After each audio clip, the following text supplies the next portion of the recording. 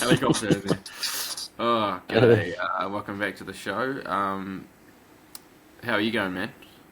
yeah, so good, so good. Just coming down after a massive origin, bit of Mm. league going on, bit of ruggers, we got some more action, so Yeah, no complaints.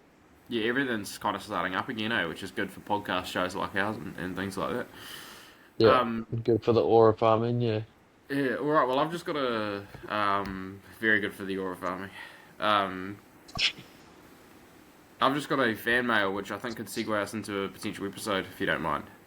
of Um, course. So this one's from Sebastian from Canberra. He just says, "Hey boys, welcome to country.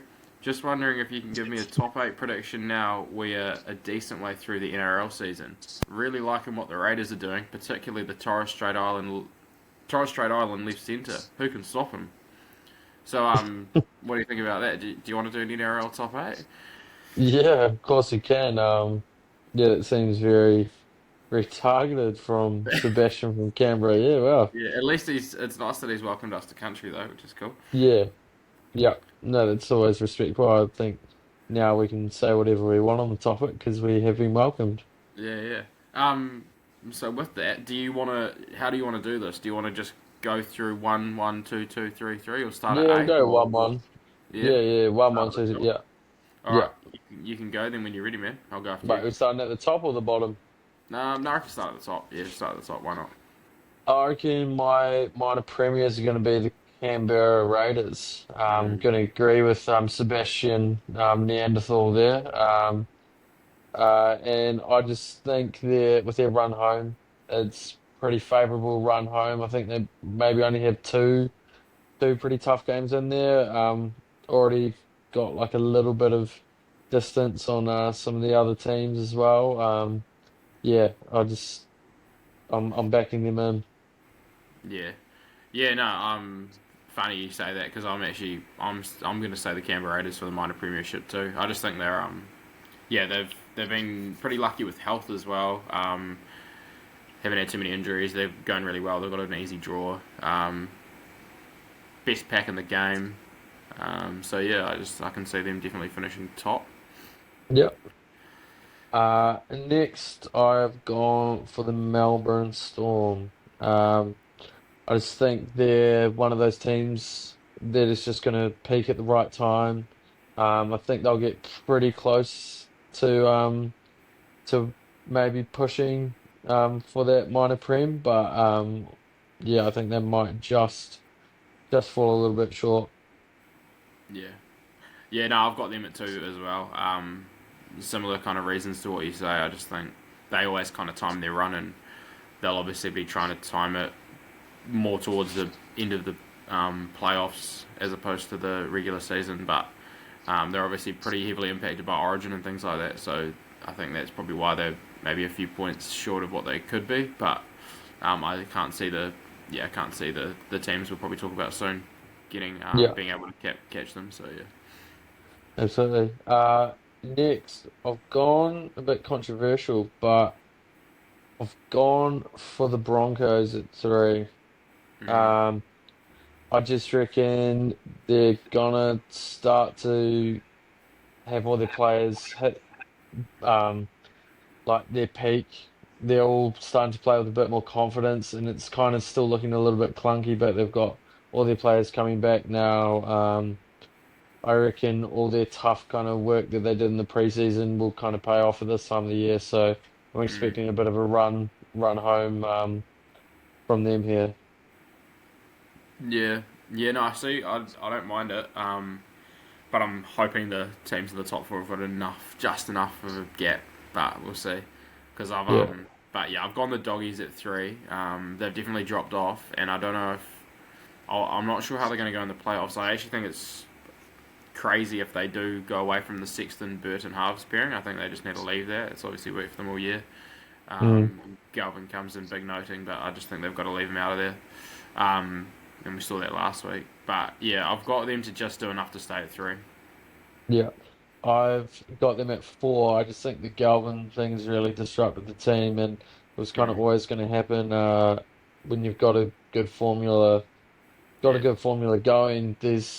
He's upset two player positions in Sexton yeah, and Marnie now, because they're both looking over their shoulder the whole time, yeah, just to squeeze this bloke in. So yeah. I think they might get a bit distracted and drop down to fourth.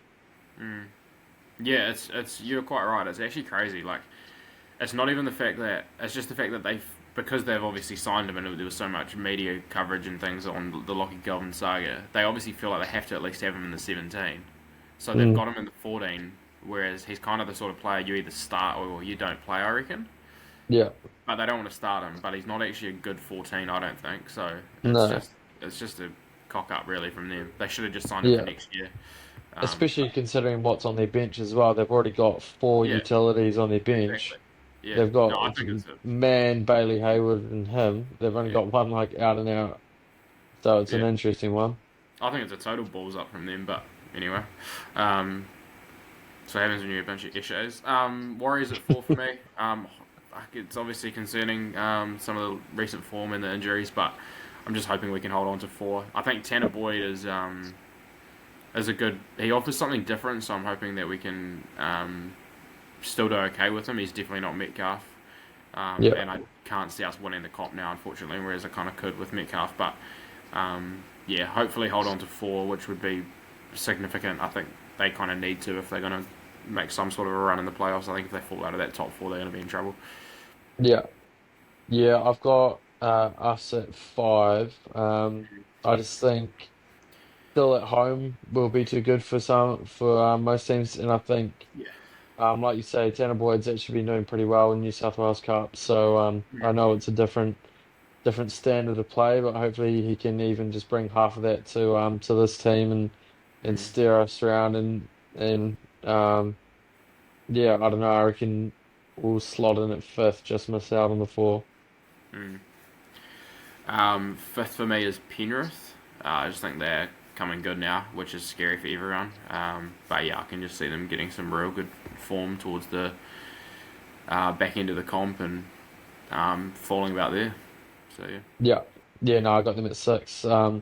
It's a terrifying thought that this competition this year has been so even that it's actually given yeah, them a sniff to yeah, be anywhere near after the start they had. yeah, And that's a blessing and a curse at the same time. But yeah, unfortunately, they'll be thereabouts at the end of the season again, and hopefully not for our sake to go for another one because mm, it'd be pretty heartbreaking after this after the start they had. yeah. Like, imagine if we have to play them or something. Just nightmare stuff, Yeah, eh? yeah, Sixth for me is the Dolphins.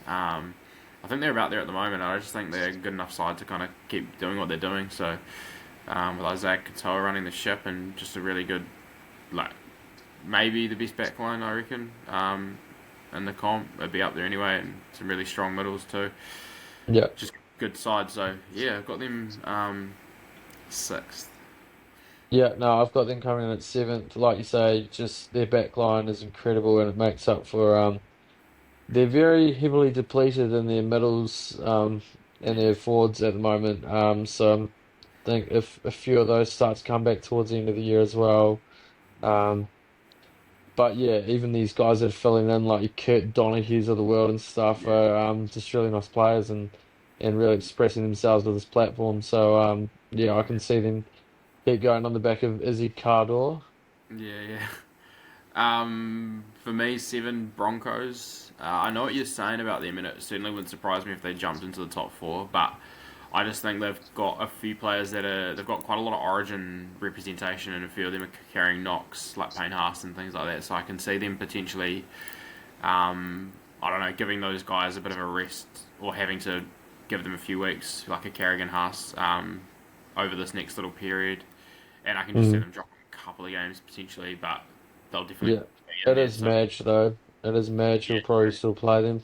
true. Yeah, Yeah, you have to tell um, them to stop being bussies and fucking play. yeah, yeah, true. Nah, but I don't know. I just think mainly just because the other teams are very good as well. So yeah, I've got them at seven, but yeah, you've got them at Yeah, three, and anywhere from three to seven wouldn't surprise me. So I guess we'll see. yeah. No, for sure. And then sneaking in to complete the eight is the Roosters. I just think they've just got too much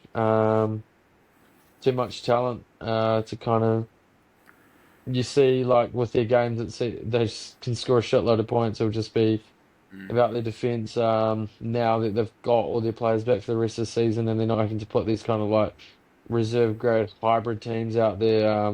Pretty confident that they'll do pretty well. On the way back into the finals. mm, So they're gonna get them at eight. mm. Yeah, I'm actually going to go Sharkies to sneak in at 8. Mainly, I don't rate them, but mainly just because of their flat track bullies, I reckon. So I think towards the back end of the year, if they've got any kind of struggling team at Shark Park, they'll get up, and I just think that'll be enough. I still do like their team on paper too, for the most part, but they're just the biggest pretenders Mm, of all time, like we've talked about before. But yeah, I'll yeah, go them to edge teams like the Roosters. So yeah, yeah, and the Cowboys would be another one, I guess. But yeah, so Sharkies. fair enough.